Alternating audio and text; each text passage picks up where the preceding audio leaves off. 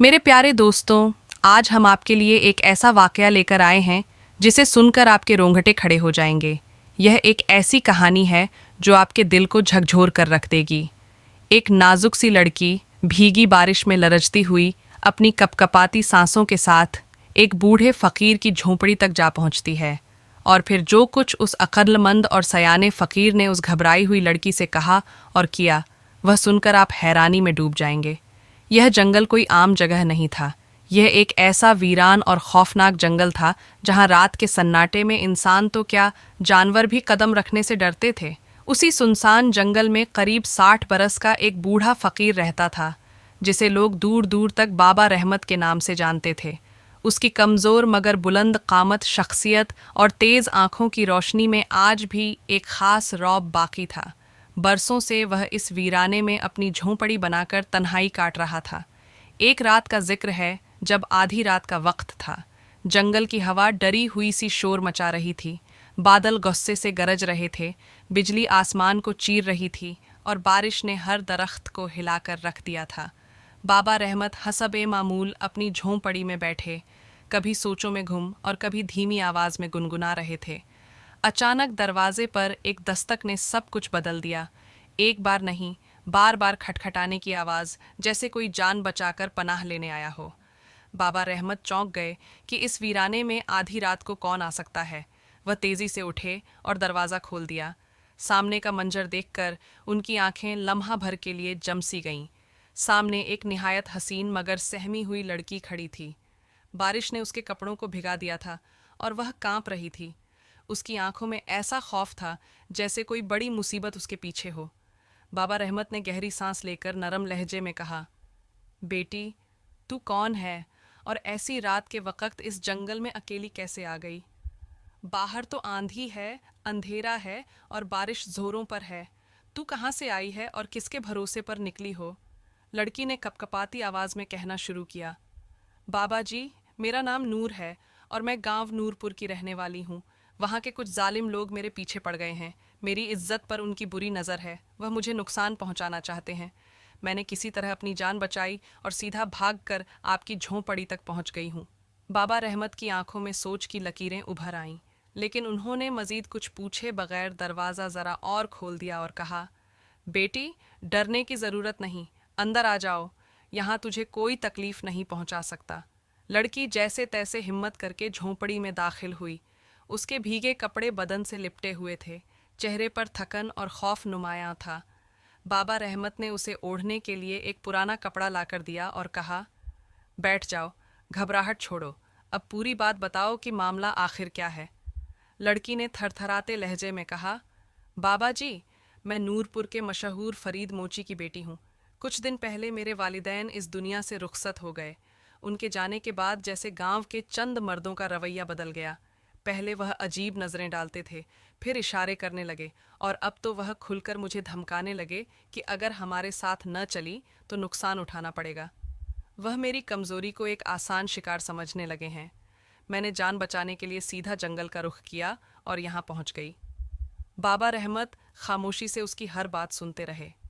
उनके चेहरे पर कोई हैरानी तो नहीं थी, मगर निगाहों में सवाल ज़रूर छुपे हुए थे। वह उस लड़की की आंखों में झांकने लगे और दिल ही दिल में सोचने लगे कि क्या वाकई यह बच्ची किसी बड़ी मुसीबत से भागकर आई है या इसके पीछे कोई और कहानी है। वह लड़की कभी हल्की सी मुस्कान देती और कभी अपने भीगे बालों को संभालती। उसकी हरकत में कुछ ऐसा था जिसने माहौल को और परअसरार बना दिया। सामने वह नाजुक अंदाम लड़की एक बूढ़े फकीर के साथ पुरानी झोंपड़ी में बैठी थी और कोने में जलता मध्यम दिया सब मंजर को और ज़्यादा ड्रामाई बना रहा था। बाबा रहमत बरसों से अकेले उस वीरान जंगल में जी रहे थे और आज पहली बार उनकी खामोश रात में एक अजनबी लड़की की मौजूदगी ने सब कुछ बदल दिया था। उनके दिल में हमदर्दी के साथ साथ एक अनोखी बेचैनी भी पैदा हो रही थी। वह अपने दिल को समझा रहे थे, मगर उनके अंदर सवालों का तूफान ज़रूर उठ खड़ा हुआ था।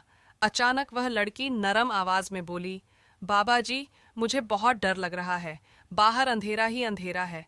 क्या मैं यह रात आपकी झोंपड़ी में गुजार सकती हूँ? सुबह होते ही चली जाऊंगी। क्या आप मुझे थोड़ी पनाह दे देंगे? बाबा रहमत के दिल में जैसे एक जज्बा जाग उठा। उनकी आंखों में रोशनी बढ़ गई और चेहरे पर हल्की सी मुस्कान उभरी। वह बोले, बेटी, घबराने की कोई बात नहीं। यह रात चाहे कितनी ही तूफानी क्यों न हो, ये झोंपड़ी तेरे लिए पनाह गाह है। तू सुकून से यहाँ रह सकती है। बाहर घुप अंधेरा छाया हुआ था और बारिश थमने का नाम नहीं ले रही थी। लड़की आहिस्ता आहिस्ता उठी, कोने में जाकर लेट गई और धीमी आवाज में कहने लगी। नूर बोली, बाबा रहमत, मेरी पलकें बोझिल हो रही हैं, मुझे अब नींद आने लगी है। जैसे ही वह लेटी, बूढ़े फकीर के दिल में एक हलचल सी मच गई। बरसों से खामोश उसका दिल जैसे पहली बार जाग उठा। धड़कनें बेकाबू हो गईं और नजरें नूर पर टिक गईं, जो सुकून से आंखें बंद किए लेटी थीं। उस रात वह बूढ़ा फकीर कोई फकीर न रहा, बल्कि एक इंसान बन गया। उसकी तन्हाई नूर की मौजूदगी से जैसे चीख रही थी, मगर सब्र का सहारा अभी भी थामे हुए था। हर लम्हा उसके लिए सदियों जितना लंबा महसूस हो रहा था। दिल में बार बार ख्याल आ रहा था कि यह रात कैसे गुजरेगी, किस तरह इस सन्नाटे से जान छूटेगी।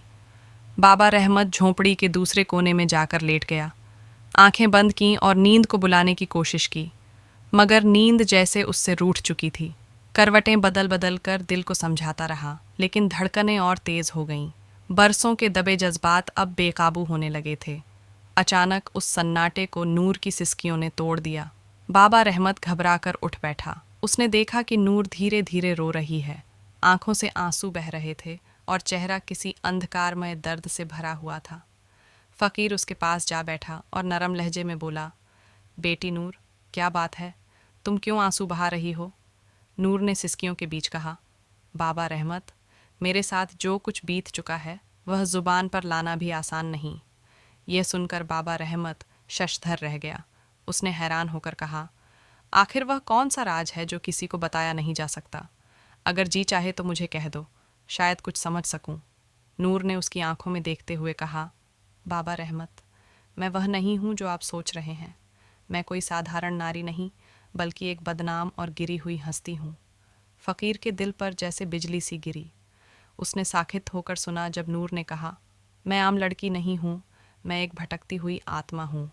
ये सुनकर बाबा रहमत के कदम जैसे ज़मीन में धंस गए। होंठ सूख गए। कांपते लहजे में बोला, क्या क्या वाकई तू आत्मा है? ये मानना मेरे लिए कठिन है।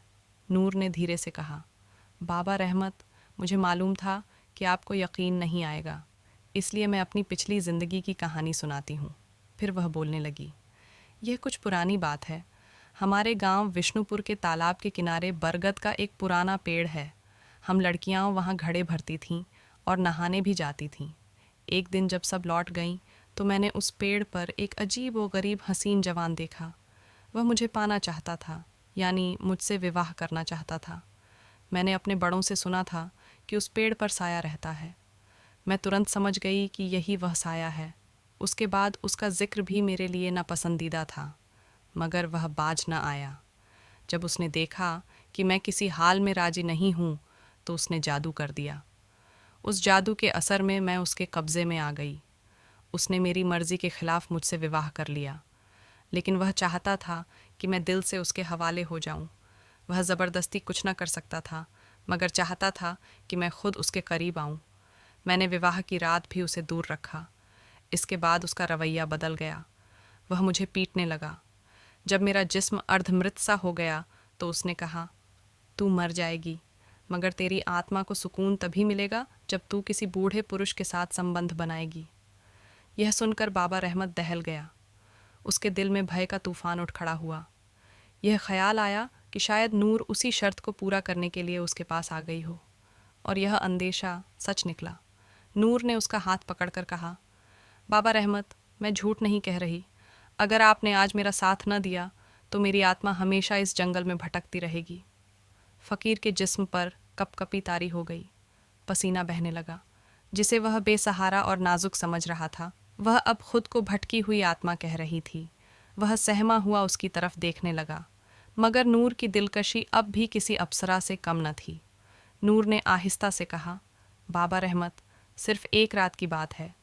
अगर आप मेरा साथ दे दें तो मेरी रूह आज़ाद हो जाएगी और आपकी रात भी खुशनुमा बन जाएगी। फ़कीर के दिल की धड़कन तेज़ हो गई। बदन पसीने में भीग गया। लेकिन उसके कुछ कहने से पहले नूर उसके करीब आकर उसकी सांसों में घुलने लगी। अचानक झोंपड़ी के बाहर एक खौफनाक आवाज़ गूंजी। बाबा रहमत घबराकर बाहर भागा तो देखा कि एक ऊंचे दरख्त पर एक डरावना जिन बैठा है। जैसे ही उसकी निगाह उस पर पड़ी, जिन इंसान की शक्ल में उसकी तरफ बढ़ने लगा। फ़कीर ने पलटकर नूर को देखा और पूछा, ए नूर, तू आखिर है कौन? मगर नूर ने कोई जवाब न दिया। उसका चेहरा बिल्कुल सन्नाटे में डूबा हुआ था, जैसे किसी और दुनिया में खो गई हो। अब वह जिन करीब आ गया, उसकी आंखें दहकते अंगारों की तरह थीं। बाबा रहमत ने कांपते होठों से कहा, तू कौन है? जिन गरज कर बोला, मैं वही हूँ जिसने नूर को तेरे पास भेजा है। यह सुनकर फ़कीर को सब समझ आ गया। ये सब एक जाल था। वह जिन नूर को अपनी क़ैद में रखकर उसके जरिए बाबा रहमत को बहका रहा था। फ़कीर ने गुस्से से कहा, तेरा यह काला जादू मुझ पर कारगर नहीं होगा। क्या समझा था तू, एक हसीन लड़की भेजकर मुझे गुमराह कर देगा? जिन हंसकर बोला, भटक तो तू पहले ही गया था। अगर यह नूर अपने आप को आत्मा न कहती तो तू कब का अपने जज्बात में बह चुका होता। फ़कीर ने नदमत से नूर की तरफ देखा। वह सर झुकाए बैठी थी। उसकी आंखों में शर्मिंदगी के आंसू तैर रहे थे। वह सोच रही थी कि उससे कितना बड़ा गुनाह करने वाली थी। जिन ने दहाड़ कर कहा, अब तू मेरे जाल में आ ही गया है बूढ़े फ़कीर। बूढ़े फ़कीर ने आंखें मूंद लीं और दिल ही दिल में सोचा, मैं आखिर इस मुसीबत से छुटकारा कैसे पाऊं?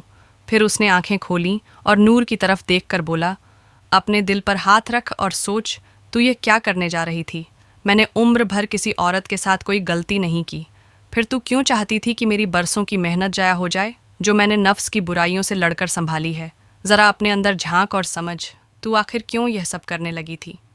फ़कीर यह बात कह ही रहा था कि इतने में जिन फिर दहाड़ उठा और बोला, ए बूढ़े फ़कीर, अब कुछ नहीं हो सकता।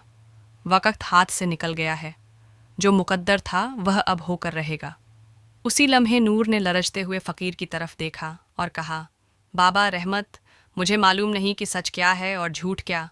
मेरा तो बस इतना मानना है कि किसी तरह मेरी बेकरार रूह को सुकून मिल जाए। बूढ़े फ़कीर ने नरम लहजे में जवाब दिया, ए नूर, सुकून का रास्ता कभी आसान नहीं होता।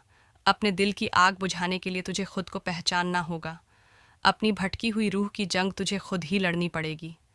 फिर उसने आंखें बंद करके धीरे से कहा, यह जद्दोजहद रूह की है। इसमें कोई और तेरा सहारा नहीं बन सकता। यह लड़ाई तुझे अकेले ही लड़नी है। फ़कीर की यह बात सुनकर नूर जैसे जाग उठी। उसने धीरे से आंखें बंद कीं और सरगोशी की, बाबा रहमत, शायद आप ठीक कह रहे हैं। अब यह जंग मुझे खुद ही लड़नी होगी। फिर उसने आंखें खोलते ही उस खौफनाक जिन की तरफ देखा और गरजदार आवाज़ में कहा, हाँ, मैं तैयार हूँ। नूर आगे बढ़ी। उसके चेहरे पर अब डर नहीं था, बल्कि हौसले और जुर्रत की रोशनी चमक रही थी। उसने हाथ बढ़ाकर उस होलनाक जिन को काबू करने की कोशिश की। जिन ने रोका, मगर तब तक बहुत देर हो चुकी थी। जैसे ही नूर का हाथ उसके हाथ से टकराया, आसमान पर एक ज़बरदस्त तूफान बरपा हो गया। हवा की शिद्दत इतनी बढ़ गई कि सारा जंगल लरजने लगा।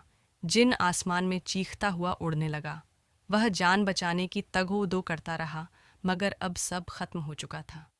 नूर के वजूद में वह ताकत जाग उठी थी जो भटकी हुई रूह को रहाई दिलाने वाली थी। अब नूर किसी की मोहताज न रही थी। वह अपनी क़ुव्वत से उस जिन का खात्मा करने निकली थी। जिन तड़प रहा था, चिल्ला रहा था, लेकिन नूर की आंखों में अब सिर्फ बदले की आग और सुकून का अज़्म दिखाई देता था। नूर ने अपनी पूरी ताकत लगाकर उस जिन को जकड़ लिया और एक आखिरी झटके से उसकी रूह को चीर डाला। उसी पल वह जिन फ़ज़ा में भड़क कर राख हो गया। जब तूफ़ान थमा और झोंपड़ी के अंदर की मध्यम रोशनी वापस आई तो नूर ने आंखें खोलीं। उसने देखा कि बूढ़ा फ़कीर उसके सामने खड़ा है। उसके चेहरे पर गुस्सा नहीं था, बल्कि सुकून भरी मुस्कुराहट थी। नूर ने शर्मिंदा होकर सर झुका लिया और कहा, बाबा रहमत, मुझसे बहुत बड़ी गलती होने वाली थी। आपने मुझे उस जिन के धोखे से बचा लिया। मैं दिल से आपकी ममनून हूँ। फ़कीर ने सादगी से मुस्कुराकर कहा, यह मेरा फ़र्ज़ था। भटके को रास्ता दिखाना ही असल खिदमत है। अब तू आज़ाद है, जहाँ चाहे जा सकती है। नूर झोंपड़ी से बाहर निकली। अब उसकी चाल में लरजाहट नहीं थी, बल्कि आज़ादी की ठंडी हवा थी। वह जंगल के उस रास्ते पर चल पड़ी जहां से कोई भटकी हुई रूह कभी वापस नहीं आती। दोस्तों, इस कहानी से हमें यह सबक मिलता है कि इंसान की असल लड़ाई दूसरों से नहीं बल्कि अपने अंदर के खौफ और कमज़ोरियों से होती है। अगर हम अपने दिल पर काबू रखना सीख लें तो कोई भी शैतान, कोई भी जाल हमें बहका नहीं सकता। याद रखें, बुराई चाहे कितनी ही हसीन रूप में क्यों ना आए, उसका अंजाम हमेशा बर्बादी होता है। लेकिन अगर दिल मजबूत हो तो सबसे अंधेरा रास्ता भी रोशनी में बदल जाता है। अगर आपको यह कहानी पसंद आई है तो वीडियो को लाइक करें, अपने दोस्तों के साथ शेयर करें और मज़ीद डरावनी और सब कामोज़ कहानियाँ सुनने के लिए हमारे चैनल को सब्सक्राइब करना न भूलें।